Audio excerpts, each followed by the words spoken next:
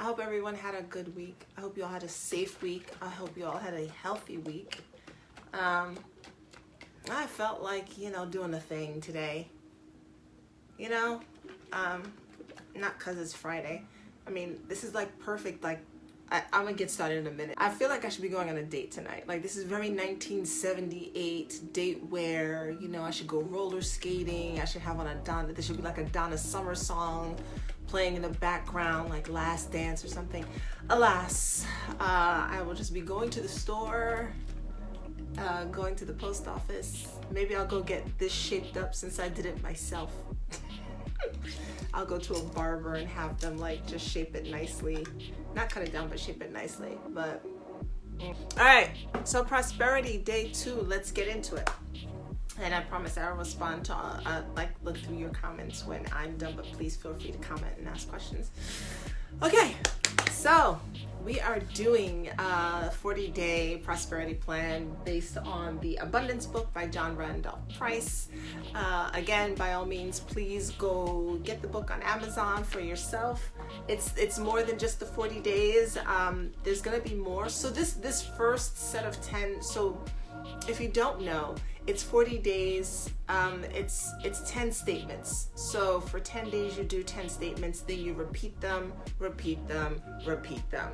Right? So these first 10 statements that we're doing are the base, and then we're going to repeat the statements week 2, 3, and 4. I tweak the statements so that they make sense to moi. That's why I encourage you to get the book and tweak them so that they make sense to you. And that's that. Do you want to go back and just hone in on this part? I believed in the power of money, therefore I surrendered my all-given power and authority to an objectified belief. I believed in the possibility of lack, thus causing a separation in consciousness from the source of my supply. I believed in mortal man and carnal conditions, and through this faith gave man and conditions power over me. I believed in the mortal illusion created by the collective consciousness of error thoughts, and in doing so, I have limited the unlimited. No more.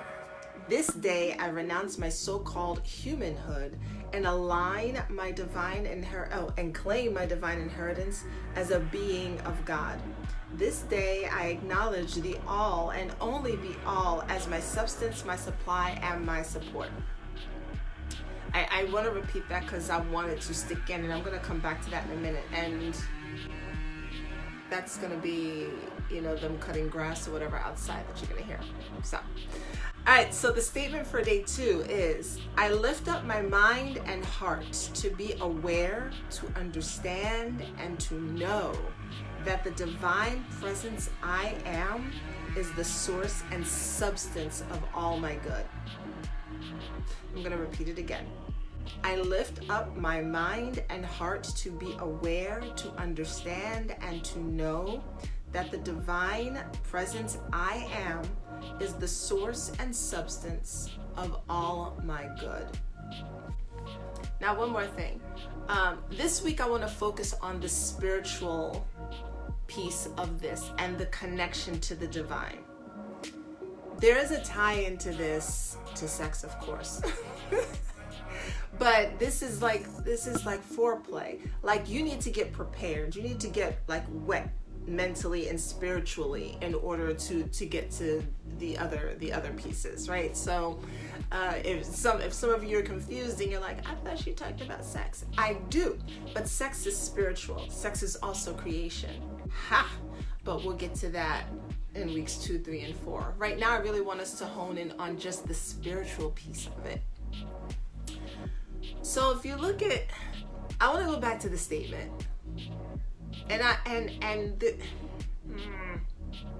this piece about separating from consciousness I talked about yesterday, but this piece also about being part of the collective and the collective consciousness, I want to delve into just a little bit today.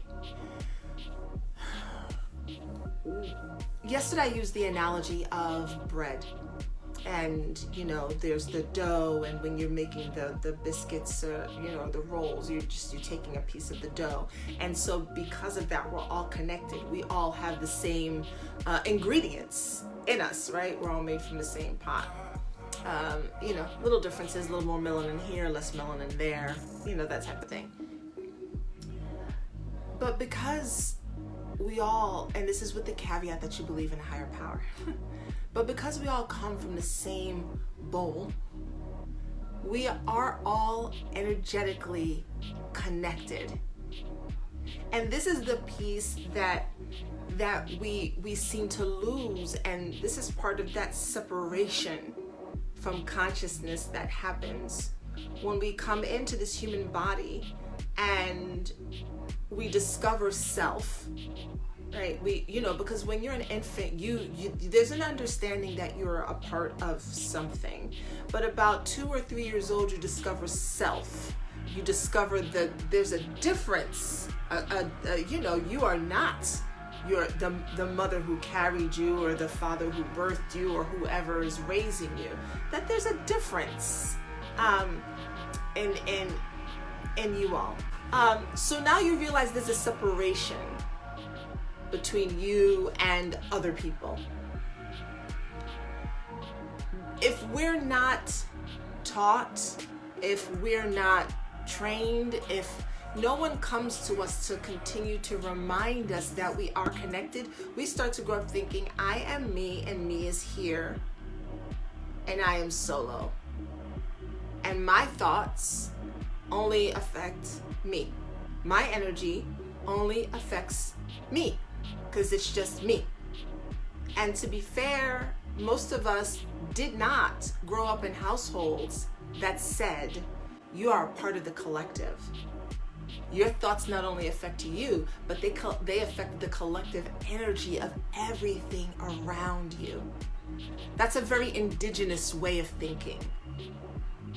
It's a tribal way of thinking. And it doesn't mean conforming to the tribe. It means understanding that your energy affects the tribe. So this part in that beginning statement, I believed in the mental illusion created by the collective consciousness of error thoughts. I believed in the mental illusion created by the collective consciousness of error thoughts.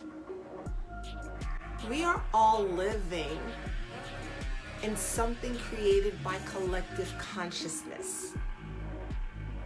All of this, everything, and this is going to make some of you uncomfortable or angry.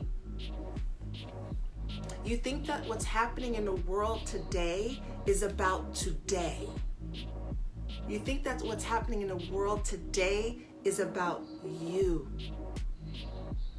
We fail to realize that not only are we part of a collective consciousness, but we're also on a timeline of humanity.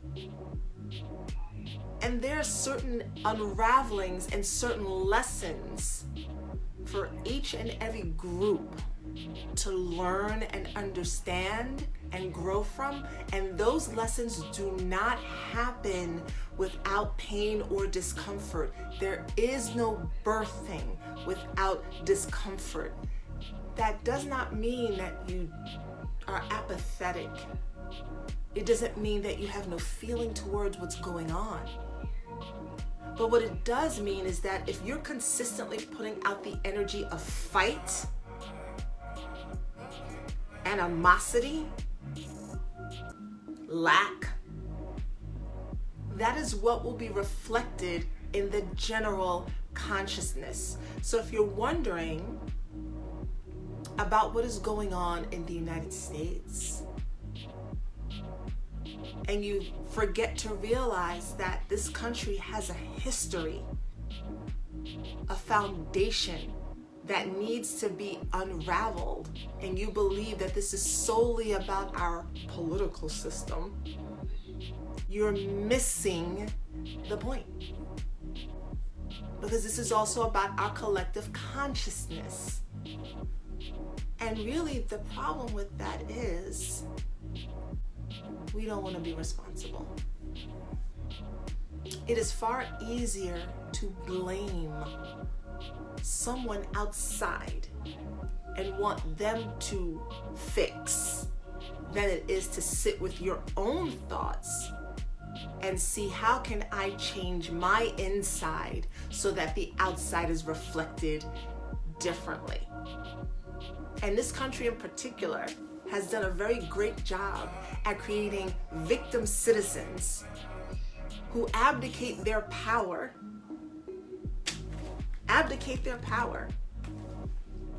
of their own thought process, their own mind control to someone else and say, you fix it so that my life can be better. Well, now how does this tie into money and wealth? Can you not see?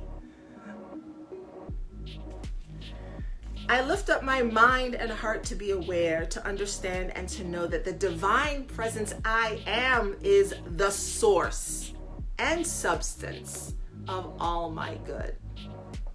Now for you church folk, this means God is the source and substance of all your good, right?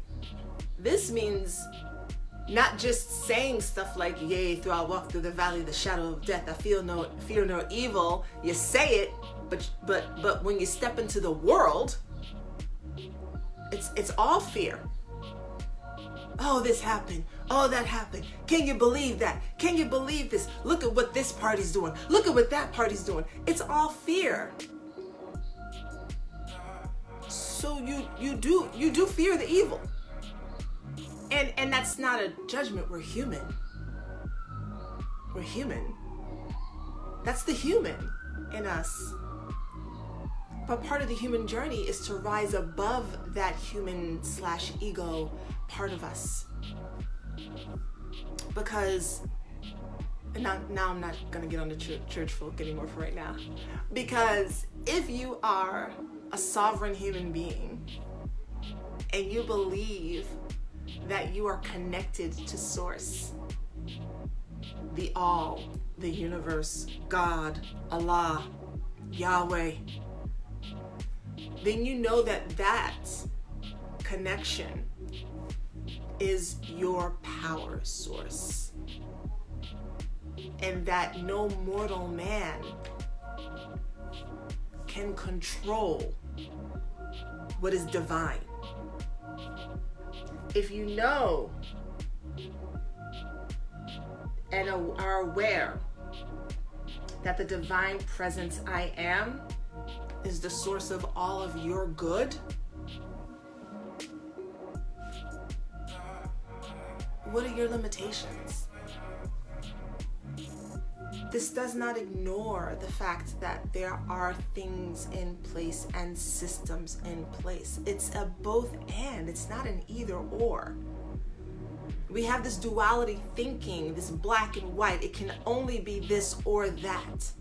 It is both. It is both. You are a divine being with no limitations on your power. And you are also living in the creation of a collective consciousness which has created and designed an environment that has attempted to put limitations and systems in place to stop you from expressing that divinity.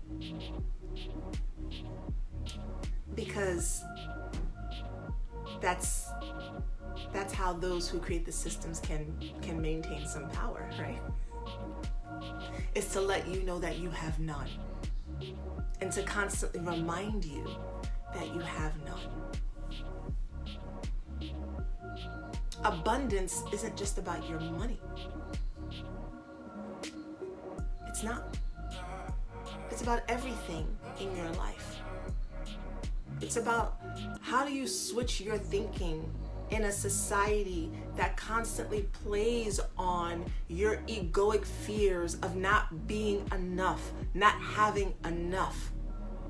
That has you constantly running to be more than, better than, and keeps you focused on that, so that you are no longer focused on harnessing the divine power within you, which could actually change this system. And so we are all caught up in a matrix. The question is, will you choose to stay? Will you choose to stay in it? God, that movie is amazing, by the way. So, if you haven't seen the first one, where you been? But if you haven't seen the first one, let me just give you this scenario. You know, robots, computers are now controlling the earth, basically, right? It's like Terminator, but different. There's a consciousness controlling everything. And what the consciousness does, it harnesses the power of the human mind. It has humans in pods with cords hooked up to the back, the base of the spine. Base of the spine. We won't get into that today. Base of the spine. And it is harnessing the energy of the humans in the pods to run the matrix that the humans live in. So basically it's like somebody sedates you. You're in a pod, you sleep, but in your mind you're dreaming that you live in this world. And they're using your power to power the world that they've created. This computer-generated world, this animated world, this 3D world. They're using your power to generate that world. How is this any different from what we're living in right now? Every time, and by the way, there are people in the movie who are not interested in waking up. They would rather be in the world where they know they can get their steak and wine and just live. And there's a little fight every now and again, a little rise up, little protest, and then they go back. I did my part, it's over. And then there are those who choose to stay in the real world, feeling a little loopy, a little crazy, a little loco coco, to dismantle the system. The red pill or the blue pill choice.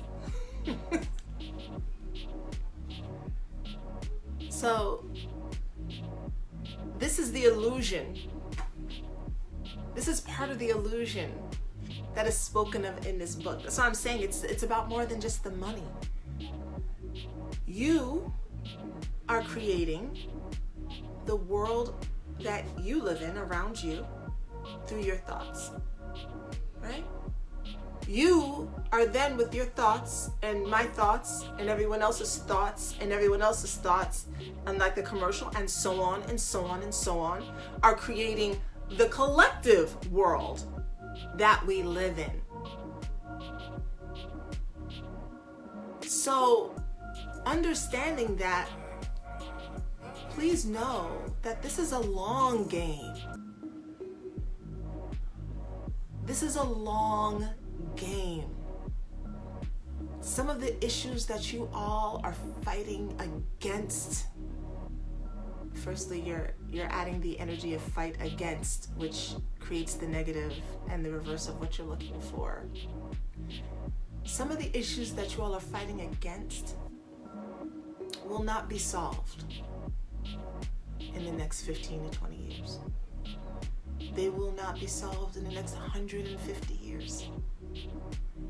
Humanity is going to have to decide for itself.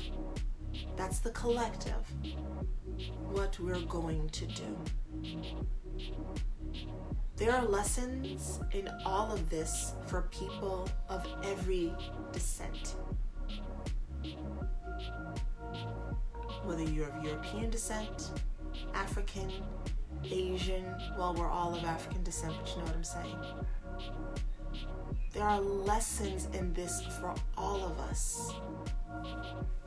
And this is a long game. I'm going to, I feel led to discuss this controversial theory. And it's a theory. Y'all, this is not my personal belief, but it's a theory. And then I'll get back to this and then we'll close out. It's a theory that on the continent of Africa, when albino children were born, they were cast out by some tribes. They didn't look like anyone. They wanted nothing to do with them, and so they sent them away. The theory is that these albino children found each other and raised each other over time in the Caucasus Mountains of Europe. No one to teach them, no one to guide them, no one to show them how to connect with humanity. Cavemen. And so they had to figure things out on their own. In doing so, as can happen in the animal kingdom, and we are animals, there's some savagery involved in that, right? There's no spiritual guidance. There's no you are connected to like there was on the continent. And so they went on to grow, create civilizations, morph into a society. And then, as they had learned to do, they began to take from others. Because when you are, this is a theory, y'all. When you're starving in the mountains and you're not, you don't know what to do, it's kind of like it's like living in an impoverished neighborhood, right? You feel a sense of lack. You feel a sense of lack and anger and frustration, and I want that. And so with no regard for the lives involved, it's taken. And that continued for many, many, many years until those children who were cast aside became those who held the power. Now, this is a theory. If somehow this theory were true, there would be lessons in it for all of us. I don't know if it's true or not, y'all. I don't. But I point out the theory to say, again, this is a long game of humanity. Humanity. And since this is a long game of humanity,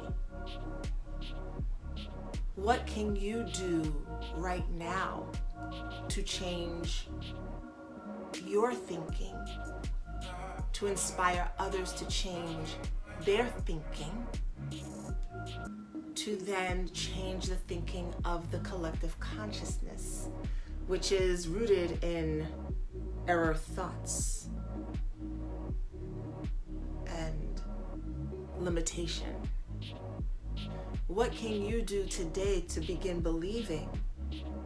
I lift up my mind and heart to be aware, to understand, and to know that the divine presence I am is the source and substance of all my good. The divine presence I am is the source and substance of all my good. Not my senators, my congressmen, my police force, my fire department, my president, my government, my country, my school system, my mayor, my governor.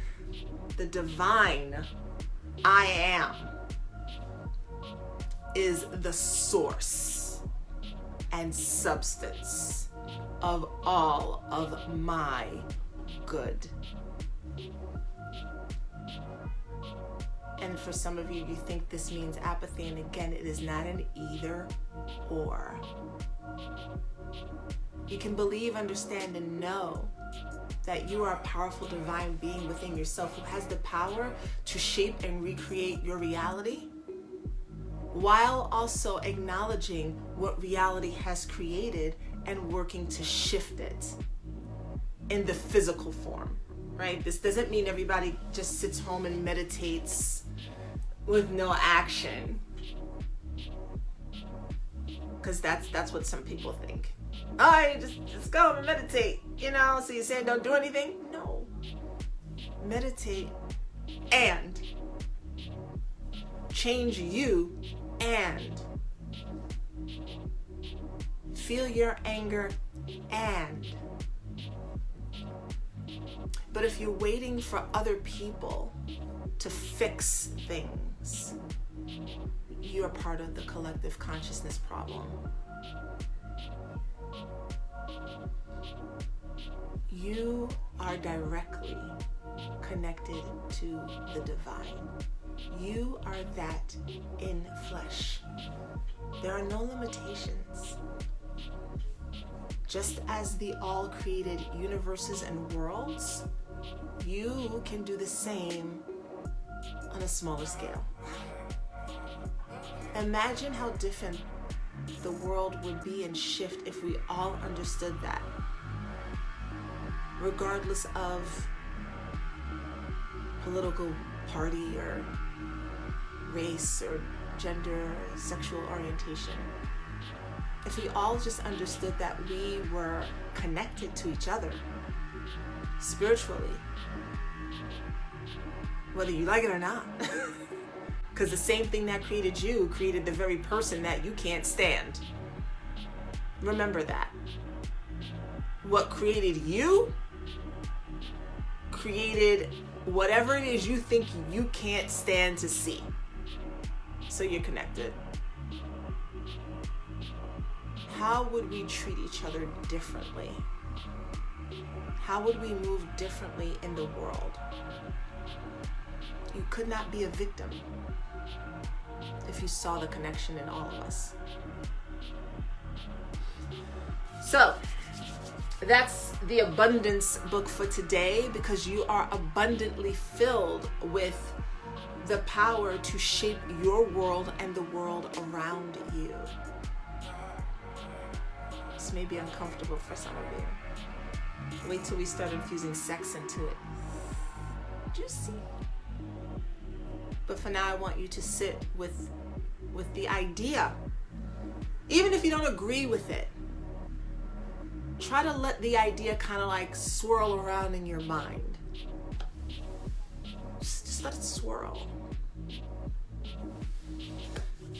All right, that's it for today. I'm gonna finish drinking my breakfast because you know how I do. Fasting until Monday afternoon. Monday afternoon. This is a short fast, so it'll be almost 7 days, not quite 7 days. Yes, the weight loss is fantabulous, but that's not the reason why I'm doing it this time around. I'm fasting to help myself deal with grief. So, crazy, I know, right? But food is a distraction. So I needed to feel through the grief. See, sometimes you just gotta feel through all the uncomfortable shit.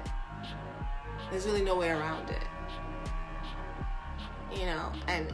And this would be a whole nother thing, but we try to bypass the pain by distracting ourselves with food and Netflix and wine. I love wine. By the way, if anybody knows where to find those fabulous long wine glasses that Olivia Pope used in Scandal, I really hope they weren't made just for the show, because I've been searching for them and I can't find them, and I want one. I don't just desire it, like I want it. Like it needs to be in my home today. But yeah, so distractions keep us from feeling the pain, and we don't like that because it's uncomfortable. We want to be sedated. We really do. Y'all think you don't, but you do. You want to be sedated. And once we begin to admit that, I want to be sedated. That's a whole song, by the way. I want to be sedated. If you hung out with white folks, you know the song. If you're a white person, you might know the song too.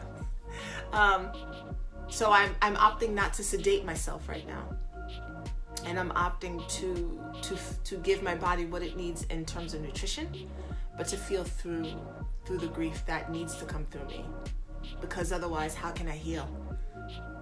And healing is uncomfortable. But maybe we'll talk about that tomorrow with the next statement. So go love someone, go love yourself, go play with yourself, have some orgasms, just enjoy the day. I love you.